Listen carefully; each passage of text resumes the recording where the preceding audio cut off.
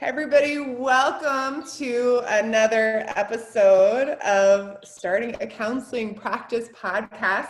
I am absolutely delighted today to have Karen Van Acker here with us. We have a Karen here on the podcast, and Karen's been trending in many, many ways, so we'll be talking about that today. Do you want to let people know where you're located and your where they can your website as we get started?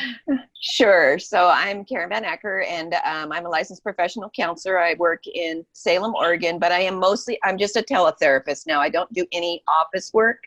And I have been a trauma therapist for about a little over 14 years. And so that's sort of the work that I do. But yeah, it's all teletherapy now. I don't have an office anymore. Thank you. Awesome. Why did you decide to become a therapist? Oh my gosh. So oh, wow, that's such a huge. I know. in the 1 minute Cliff Notes version, why were you drawn to this field? So I've always been sort of a helper person. I've always been somebody who, from the time I was a little girl, people would just tell me stuff, like just things that they wouldn't tell anybody else. My grandmother used to say, Karen, you can know more about a person in 5 minutes than I could in 20 years. And you don't do anything. People are just naturally drawn to do that. And I had, we all have life, we live life. And so I came to this late in life. It's my second career. And yeah, I don't do Cliff Notes clearly. But yeah, I felt like I wanted to help people because there were things that I had gone through in my life that there wasn't anybody there to help me with what I was going through. And so I made the decision to learn how to do that. And that's what I did. And that's why I'm a therapist. That is awesome. So I know that coming to this as a second career, it kind of gives you a different perspective. Yes. Very much. Very much. When and why did you decide to go into private practice in particular? I think I always planned on being in private practice. I'm an entrepreneur by nature. My parents were entrepreneurs. And so I knew that there were things that we had to do, and I tried to fit inside all of those little boxes, and I just don't. So it's always been the plan. Fantastic. So what year did you start your private practice, and what was that first year like? The first year that I started my private practice was 2008, and it was super scary because I wasn't licensed yet. I was just out of school, and I had a small clientele, but you know how you do that thing where, well, I'll get more people if I only charge $20, which clearly does not work. It actually works against you. And so that was crazy. And yeah, that was sort of, I started in 2008, right out of graduate school. In fact, I graduated on Friday and I opened my office on Monday. I had my first clients on Monday. Like, it was that quick. You were and like, I know what I want. This is the plan. And from one perspective, you're like, and I got clients on Monday. This is awesome. But financially, not so much. Oh, it was crazy. It was so dumb. It's like, I had no idea. Like, I hadn't looked into anything. Like, all I knew was I needed a whole ton of hours to get my license, and I was going to do it however I could as fast as I could. And that is not a good way to go about things. So. What do you think your income was from your private practice in that first year? Profit. Like, really? Like, really? If you feel comfortable sharing. I don't even think I made any money that first year. Like, the first year was like, I did most of we have to get 2,400 hours in Oregon to get or we used to, I don't know what it is now, but anyway, and I think I did like 90% of that for free. Wow. Like, seriously, it was so scary. And I just figured, you do what you do and you get where you got to go, and you just plow through. How did you support yourself financially during that first year? Well, my son was still at home, so I had some child support, and we lived very frugally and always had. I have a disabled child, and so we just lived very small. That's what we did. And I just figured the stuff you hear at least the stuff I would hear was, you know, you got to do your time. You got to, you know, get through the process. You know, you got to pay your dues, you know, blah, blah, blah. So I was willing, whatever, you know, like, Yeah. that's cool. All right. So how many years of paying your dues did you do? Oh my God. Before you got your finances and started feeling like you had your practice like really under control? Oh, I didn't have it under control or feel like I had it under control until I started boot camp.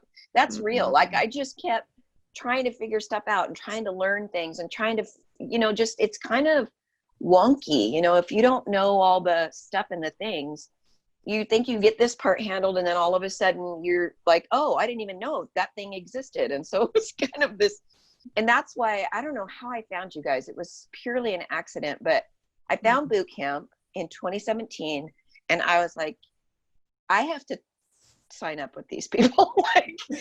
And I talked to you on the phone where you did like, I don't know, you call it a clarity call or whatever, but you said, you're seeing 30 clients that are trauma patients. You shouldn't be seeing more than 14. That's crazy. You're going to burn out. And I'm like, I'm thinking, how am I going to survive? Like, what do you mean? Like, I know, I couldn't even fathom it. I'm like, what? But that was true. In fact, 14 is probably too much, but that was true. And through the process of going through boot camp, my life is completely different, the way that I do my work. And I made a huge mistake. I went back to taking insurance. That was dumb. But, and then I got nabbed again. I don't know how much you want me to talk about that, but right now my practice is where I need it to be. And I'm totally private pay, and it's the amount of clients that I need to see, and my life makes better sense. But there's been a ton of stuff that has changed, just a ton. And I'm so much more at peace. Now, you mentioned that you do telehealth only. Was that pre-Rona or post-Rona? Like, was that something that had already happened? Was that part of the plan that got, like, you know, fast forwarded by what's happening in the world? Like, what was the timeline on the telehealth? Yeah, the telehealth thing was always in the plan ever since I started boot camp. But I got into fear and was dragging my feet and going slow. And I'm not a huge fan of change. I mean, I am. I mean, I know, right? Like, but what I found was the Rona creeped up, and I actually got really sick at the beginning of March of this year, and they were not testing for coronavirus at that time where I live. And so if you had any symptoms that even a little bit looked like it, they banned you from being around other humans forever and told you go home and lock the door and don't leave until you stop coughing for 2 weeks. So yeah, I went home, and I just, at that point, it was Rona initiated, and I just shut my office down and went home. I was home maybe a week, and I'm like, yeah, I'm not going back. This is what I was supposed to be doing all along, and I should have listened to boot camp, and that would have been amazing, but I didn't. But now I have. How has both lowering your caseload and moving to telehealth, how has that impacted your outcomes with your clients? Well, it hasn't really been different. I've had a few clients that I'm a really confident person. Like, I don't know if that comes across at all, but but I'm a trauma therapist. If you're not confident, or I don't feel like if you're not confident, your clients are not going to trust you. And so there were a couple of clients that just at first didn't want to take the leap to telehealth completely. They wanted to like hang on to the office idea. But over time, I just gave them some time, and I just did my thing or whatever. And over time, they have come back. But we just do things a little differently. They're getting the exact same outcomes they were getting, or maybe even a little better through telehealth, because now they feel comfortable. In my office, I've always told people, just come in your pajamas. I don't care how you show up here. Bring your lunch. I don't care. Just show up. Just be here, because I can't help you if you're not here. Well, now they're eating while we're talking, they're having their coffee, they're relaxing in their pajamas, their hair's sticking every way. They really can be authentic and be themselves, which means we can do deeper work without threat. So yeah, the outcomes are way better. That that's the most powerful thing to me, is that not that we don't shore up our clients, but that you don't have to like we can leave them in the place of like being, without having to worry about going out into the waiting room and into their car and then getting into this driving mode. Like they can move straight from, wow, what was that? And still be in their space and then journal or do some art or just sleep and just kind of like let it sink in. They don't have to. And I think people that have experienced trauma are really, I'm really great at it, really great at like shifting and compartmentalizing. And so this idea of like, okay, that was therapy. Okay, now I'm going back to life. And part of our work as trauma therapists is like integration, right? And so like teletherapy is such a rad way to get some more integration, where it's not just, oh, that happens there, and then I put it in the box and then I go back to life.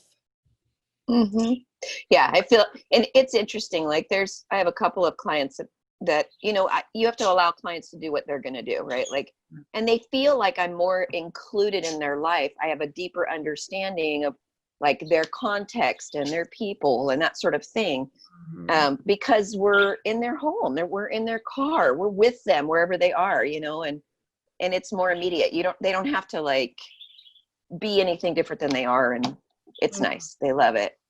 How has the move from your internal expectation of 30 trauma clients a week to like moving down to a different number, how has that impacted you, and how has that impacted your clients?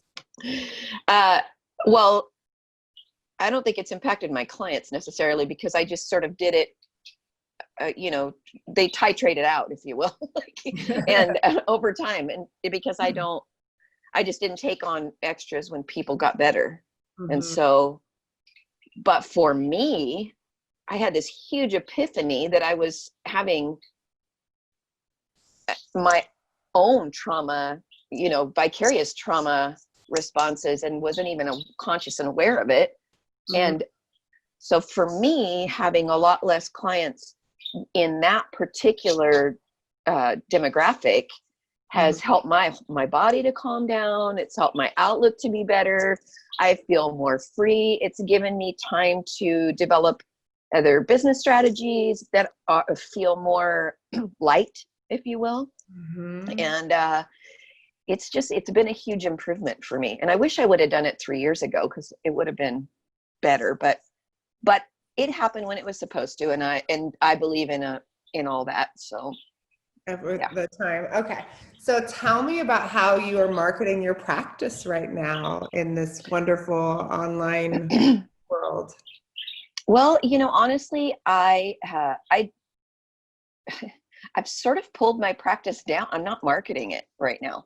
I have worked for, 14 years with people, and I have a trail of people who call me and say, hey, I have this friend, I recommended them to you, blah, blah, blah. Or, hey, I need to do a check-in with you. Can we, do whatever? And just people are coming. And so it's just very universe driven. People show up, I'm there, all that. It's very spiritual. It's just I'm a very spiritual person. And so that I believe that when they need help, they call me, and I'm available. That's kind of how it works. And, for good or for bad, right? All those years of you seeing way too many clients and doing great work with them, even at sometimes the expense of yourself, that did provide a foundation for a practice. Indeed. Right? Like that did provide that word of mouth. Here's this, I'm known, I have a good reputation in my area. And I think this is the thing that's so interesting, is that so many people feel like they have to do everything to be successful in private practice. And that's not true. Everybody comes in with a different background and foundation, strengths and things that you've already built, whether it's just relationships in your community, time in your practice, whatever that is. There are things that you already have developed, and you get to look and decide yeah, that's enough, or like, let me add this in. You don't have to do everything. You don't have to be everywhere. And I think that No. that's the piece. I see so many therapists trying to do everything and not doing a lot of things very well, and just burning themselves out and feeling less than. And I hate seeing that. Yeah. I You were think too, telling me, though, that you're doing something with lives, though. Tell me about this other thing that you've been doing that I was like, you like alluded to before we started recording. I'm like, what's happening with going live and doing what? Like, tell me more. well, I don't want to be too like advertising for my other business, but because we're talking about boot camp, but and being, in private practice. One thing I would like to say before I talk about that, though, is I think the more that I showed up authentically in my practice, who I really was and why I was really doing things, that's when the clients came. And that's when the referrals came, because people would come in and they're like, oh my God, you have to work with her. She's amazing. That kind of stuff. So the right people will show up for you as a therapist when you're your true self. We hide. We don't be ourselves. There's a line, of course. We have an ethical line that we have to follow. But the truth is that people come to us to have a relationship with somebody so that they can work out stuff they're struggling with. And if we're not available, they're going to feel that. And so we have to show up in the best way that we can. And that authenticity and vulnerability is so important, and we can do that vulnerability in a way that is professional, in a way that is protective of us and our histories, and that makes it not about us. But of course, when, God bless it, like this idea of just sitting back, and not giving people any room and any safety, it's a powerful thing to realize. Like, sometimes our intuition of this is the joke, or this is the response, or this is the thing to share in this moment is exactly what clients need. And I've always been fascinated by a client coming in and saying, you said this thing, that was what was most powerful. And I'm thinking, what did I say? Like, I have a client, a coaching client, not a therapy client, but a coaching client that was like, and you told me I'd be better off working at Hooters. And I'm like, I was like, what? And she's that's awesome. Like, it was absolute. I was like, normally what I tell people is Starbucks, like, that's interesting. And she's like, it was exactly what I needed to hear. It was absolutely true. And like, that was a turning moment for me. She was like, that's an intuition thing. It was a something that I just, allowed to come out of me. But, sometimes you just have to allow things to be and come out. Yeah, it's funny. I used to get people all the time. They would come in and they'd start swearing, and then they would be apologizing for swearing. I'm a trauma therapist. I'm pretty much, there's not a whole lot that you can say or tell me that I haven't either said myself or done myself. We're not going to talk about that, but but it gives them the freedom to be who they are and share. And it's true. When you're open like that, I think the healing flows through you from the universe. And so sometimes stuff will come out of my mouth and I'll be like, who said that? But it's so on point that that it was what needed to happen. So anyway, so the other part of the question was, so why am I on lives all the time? So part of my therapy practice early on became, I could see that there were people that didn't need therapy. They needed coaching. And so I began to start coaching pretty early on as individual coaching separate from. And since boot camp, I have increased that quite a bit, because it's not appropriate to do mental health or to, put that in the mental health therapy. It's not appropriate. Yeah. Coaching is a separate kind of a thing. And we know that. I actually have been coaching therapists since graduate school, because I had 25 years of sales and management before that. So, but I just decided with the COVID that I wanted to have a lot less restrictions. I got really, is it okay if I share my insurance story? Sure.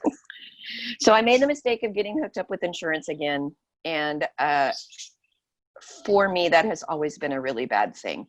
Mm-hmm. And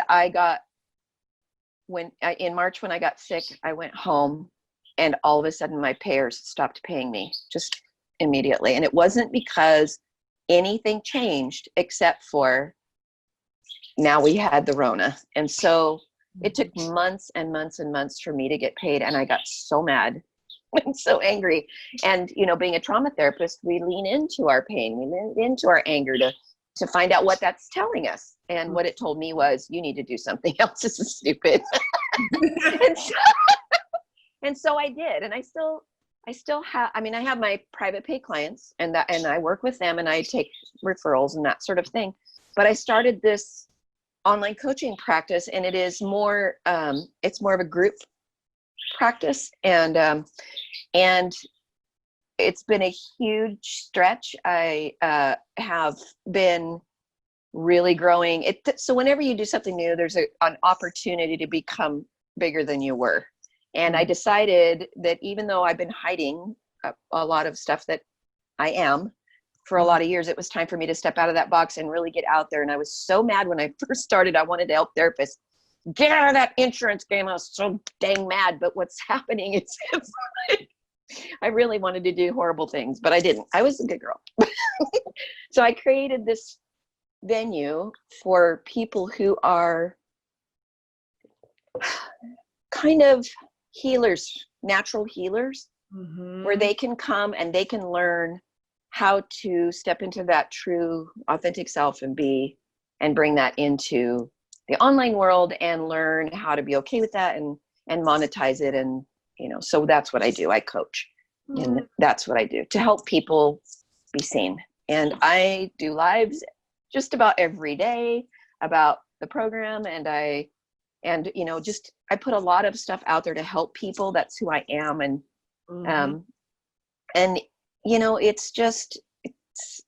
it's wonderful. So I have the balance of, I get to do the two things that I love the most. And, besides my babies and all that. And it's just like, I feel like I get to say whatever I want, and I don't have to not know these people at the end of it. And, we can create this community that's wonderful. And you guys know, because that's what you do. And and the model of boot camp was where I got the idea to go, I really love the community, because I can jump back into boot camp anytime. It's a lifetime program. I can jump back in. I can see what's new. I can connect with people. And there's people that are out there now that I'm sort of met in boot camp, if you will, that are connected to me still. And that is such a valuable, amazing, and wonderful thing. The support that we get by being around people that are like us is so important. And right now, the only way we can really do that safely is to be in the house and online. So, yeah. Sorry if I went too long. No, it's good. I think that's a piece, is like when we just get really clear in our business, when we get really clear in our own personal life, and we create space and room to not just say, well, this is the only way that I can work, or the only way that I can do that. It's just kind of magical. It's a beautiful thing to sit down and really say, like, what do I want to do, and how can I do it in a way that I'm serving other people, but taking care of me, and leaving time for my family and home, and making sure that, I'm financially taken care of, and putting away to retirement, and doing the things that, like, are just kind to myself, the things I want for my clients, giving that to myself. Exactly. What is your number one piece of advice that you'd want to give to someone else who is starting a counseling practice? Well, I actually just did this. I had a colleague who contacted me and was stepping out of an agency, and a pretty phenomenal situation. And I just coached her through the process. And you really want to, I know that everybody hates the paperwork, but the truth of the matter is, the business paperwork is going to be your make or break. Really know your laws, your rules, your taxes, your stuff. And everybody's is different. Within your state, it's going to be specific. And within your city, it's going to be specific. So really do the footwork to know what's going on. It's lovely to go out there and start helping people, but if you end up paying to help people, that's not a business. Right. I think that's the thing. Everyone's like, and I got this beautiful piece of art and this gorgeous couch. You're like, so tell me about your business plan. Have you run the numbers? Tell me about your informed consent. And they're like, ooh, I just need a market. No, you don't, honey. That's the piece is so fast. I mean, that is how we ended up with boot camp. Was we were helping people with marketing and with websites. And then as we're having conversations, we're realizing like, oh, wait, there is like major issues happening because, oh, I'm marketing websites, but I can't get people's schedule on the phone, or they're not coming regularly, or why am I still only making $20,000 a year, but I have a full-time practice? Like, what's going on? And so we saw that it's all connected. It's all, if you just carve out one piece, people end up struggling, and ultimately it impacts the clients and it impacts the therapist, and it pulls down this profession as a whole, which is just frustrating because what we do is really freaking cool and really powerful. It is. And I think that big going through, you have that on boot camp, you have that business. See, I don't like them so much that I don't even know the name of it. The magical Excel spreadsheet thing. The magical yes, that thing. And when you just go through and you plug in the numbers, I mean, that for me was so huge. I remember watching you, you were doing an interview with Mallory, and you just talking about how you guys walked through, really taking a look at what was happening and the changes that were suggested that she make. And she made those changes, and it really just kind of flipped the script on her whole thing. And I know she's stepped out and done some bigger things too, which is amazing. And for me, just watching those pieces, I went in and looked at my stuff and I was like, what in the name of all that's going on happened here? And you're right. We think we have this image that we have this office, and we have this fancy office, and we have this fancy website, and we have these fancy business cards, and we have this, we go to these city council meetings or whatever, so people know who we are. We're just going to get all this money and it's going to be great. And it does not work like that. I mean, you might get a lot of money, but then you're going to be like, if you don't have your taxes figured out and all your other stuff, it's like, whoa.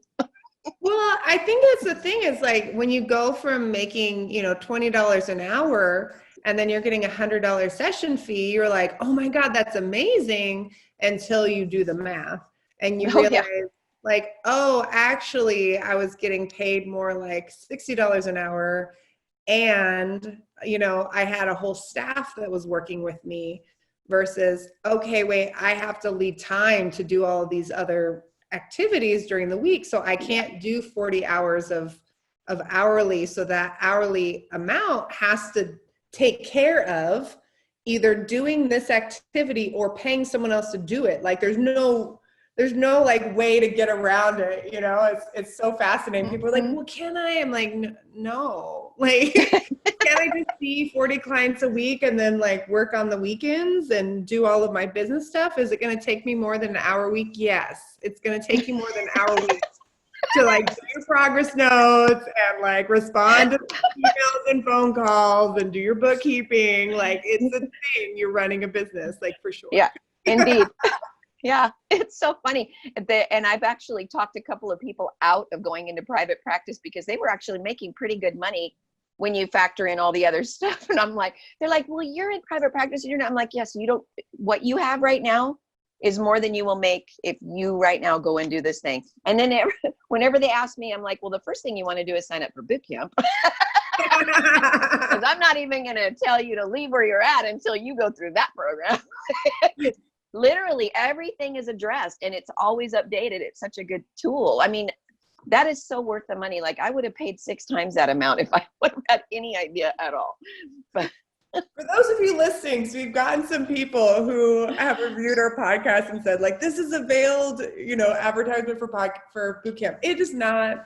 No. I always tell people like, that's not what this is about. It's just conversations. But it does happen that the people that are successful have gone through boot camp. Those are the people that we know and we bring on here, and then they rave about boot camp. So sorry about that, but sorry, not sorry.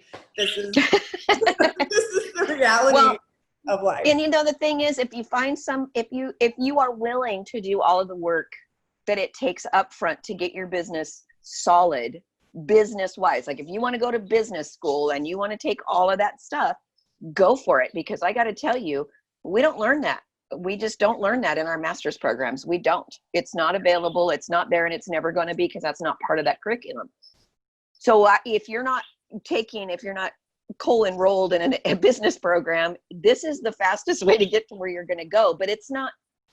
Just know that if you want to go into private practice, it's super fun to have your own business if you're an entrepreneurial spirit, and it is, but there is a crap ton of work that goes along with that, and you need to be prepared to do it. And you need to understand that you will sacrifice your life and you will sacrifice your future if you are not careful in what you are doing. So please, please, please get with somebody that knows business and have them help you.